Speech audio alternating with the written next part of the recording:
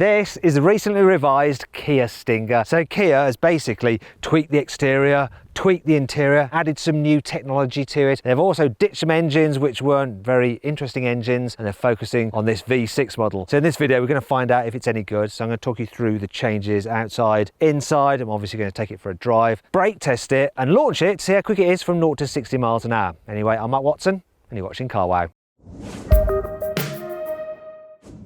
Let's start this video by talking about the biggest change Kia has made to the Stinger. So what it's done is ditched the 4-cylinder diesel and 4-cylinder petrol, because really, would you bother with those cars? For similar money, you could have the equivalent from Audi or BMW. However, they have kept the glorious 3.3 litre twin turbo V6, which as far as I'm concerned was the only reason to ever buy this car. I like it. It puts out 366 horsepower and 510 newton meters of torque, and it drives the rear wheels by an 8-speed automatic gearbox. And the best thing is, you get all that performance for a decent price. This car starts from £43,000. Kia has made some subtle tweaks to the rear of this car. So in the past, this part was a plastic insert, but now it's a full length light bar. You also got some slightly different LED tail lights. Other than that, it's the same as before. And I'm glad, because they've kept the quad tailpipes, and look at this. Got my carbon fiber Car Wow stick of truth. I can prove they're real. Goes all the way in to wow. What's less wow?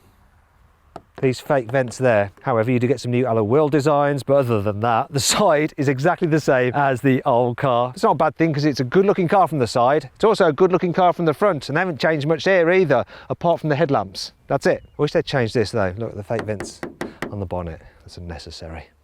Here on the inside, the biggest change that Kia's made to the interior is the new infotainment system. So it's Kia's latest system, and it's generally very good and easy to use. I'm not so keen on the graphics for the satellite navigation map, but really, you're just going to be using Android Auto or Apple CarPlay if you've got any sense. Also, you've now got 64 different colours for ambient lighting. Woohoo! Another new feature is this digital screen here. So they've updated it, so it's now slightly bigger than before, and it's high definition, but you've still got analog displays for your speed and your rev counter. Another change they've made is this bit of trim here. Look, a bit shiny on the steering wheel. And here you have wireless charging for your mobile phone. Now wait a minute. I don't think I'm going to be fitting my new Galaxy Fold in there. No, definitely not. Let's move on to other areas of storage quickly. So you've got 2 cup holders there of varying depths, which is handy. Some more. You've also got this peaceful lift music when you turn the car on or off, which you just experienced then. Let's back to the storage. So storage under here, some more storage here. Decent sized glove box with the world's heaviest car manual. Sorry, Lewis, that just landed on Lewis's foot and it's probably broken his metatarsal. You've got some decent sized door bins, and you can fit like a bottle of water in there. No problem at all. Place for your sunglasses, and it's padded so you don't scratch your lenses. You've got a frameless rear view mirror. Ooh, hello, Lewis. And a sunroof. It's not the largest sunroof in the world, but at least it opens. Takes a while. Done. Anyway, moving on.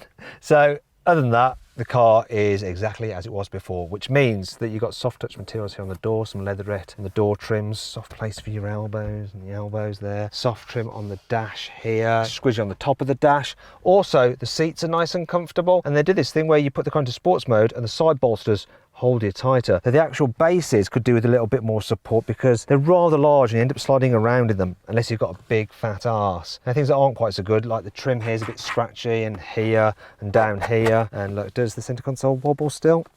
A little bit. Thing that really annoys me though is this. The centre boss for the steering wheel. The wheel itself is nice, but this just looks like they've taken it from their cheapest car in the entire Kia range. It's not becoming of this V6. Why didn't they change that? One thing I can't complain about on this car is the quality of the brakes, because you get Brembos as standard. So you've got 350mm discs at front, gripped by 4-piston calipers, and then 340mm discs at the back, gripped by 2-piston calipers. Let's see how good they are at stopping this car. Okay, now I'm going to do a brake test from 60 miles an hour, see how long it takes to stop. Right, what did we get? 35 metres. It's all right. If you want to see a car that did better in the brake test, similar kind of thing, click on the pop-out banner up there to go check out the video of that car. There's also a link in the description below. Here in the back, the Kia Stinger is fairly decent. So you've got some nice big rear seats. The backrests are quite reclined, so they're comfy, and the leather feels nice. In fact, the quality back here is pretty impressive really. What I'm not so impressed with though is headroom. Well, I'm just about okay. People over 6 foot might find that sloping roof light, it's just a little bit too tight for them. Then there's the fact that while knee room is good, you can't actually stretch your feet under the chair in front because the front chairs are mounted so low down. And the slightly annoying thing is that the cup holders on the armrest aren't covered, so you end up putting your wrist in them. Let's check out the boot. One of the good things about the Kia Stinger is it has a practical hatchback tailgate and it opens electrically, which is good. Now the boot capacity is 408 litres, which isn't all that big for this size of car. By comparison, the boot capacity on a Volkswagen Arteon R shooting brake is 590 litres. Now, at least you can fold down the rear seats in this Kia Stinger, look. There you go, come on, fold down. Bit better if you could do it using levers in the back, but at least you have a sort of continuous floor there so you can slide things to the front. What you can't do though is store this parcel shelf under there. Look, can't. So that happens. And that brings you on to 5 annoying things about this Kia. While you can choose between different driving modes, there's no customizable individual mode, so you can't mix and match things like the suspension settings and the throttle settings just as you like them. There's only one standard colour available on this car, and it's not a white or a black or even this red, which people might like. Instead it's a weird orange. It looks like this. In certain areas you can tell this car is getting on for 5 years old. Yeah, they have updated the exterior and the interior a bit, but one thing they haven't done is change the old USBs to more modern USB-Cs. I mean, was that really that difficult to do? The rear visibility is crap, and that's all I have to say on the matter. While you have paddle shifters, you can't actually stick the gearbox into manual mode, and after all it'll just default back into D. It's not all negative though. Here's 5 good things about this car. This is the cheapest V6 petrol car on sale today. Well, at least as far as I can see. Ha ha ha ha ha ha. The car has a 2-stage stability control system. Press this button once and it turns off your traction control so you can spin at the rear wheels, but it'll still stop you from spinning out. Press and hold it and everything's off, so you can do drifts if you want to. That was the beep warning me that I'm fully on my own. You can regularly thrash this car within an inch of its life, knowing that you have the backup of a 7-year warranty. There's a proper mechanical limited slip differential on the rear axle for improved corner exiting traction and big skids if you're not on the public road, of course. Apart from the paint, there's no options available on this car. It comes fully loaded as standard, so you get things like a surround view camera, a heads-up display, there's also adaptive cruise control, you've got a heated steering wheel, electric seats, and they're heated and cooled in the front, and you even get heated seats here in the back as well. Right, let's see what this Kia Stinger is like to drive. Well, I do like the engine.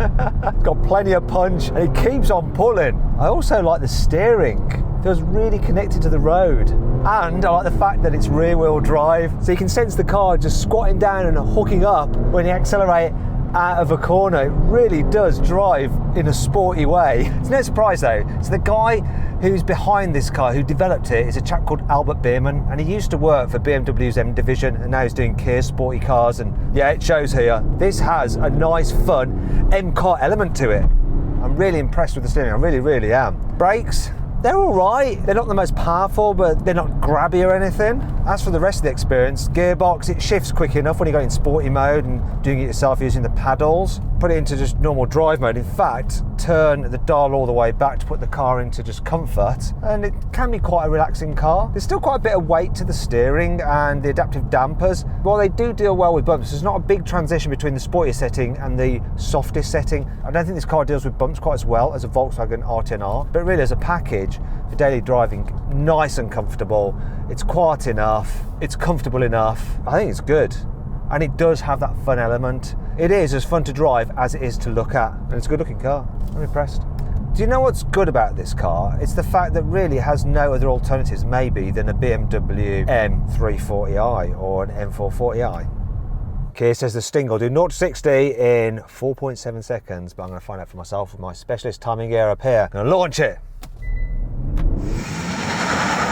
Up. Traction issues, but we're on there.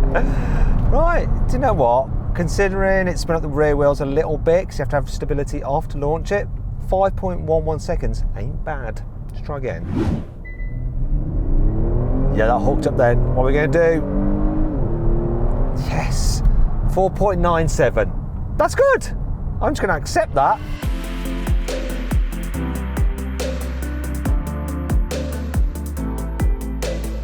So then, what's my final verdict on the revised Kia Stinger? Should you avoid it? Should you consider it? Should you shortlist it? Or should you just go right ahead and buy it? Well, considering Audi's S5 Sportback is now a diesel and BMW hasn't released a Grand Coupe version of the 4 Series, yeah, I think you should shortlist this Kia Stinger. It's good value for money and it's a great way to get a V6 twin-turbo petrol.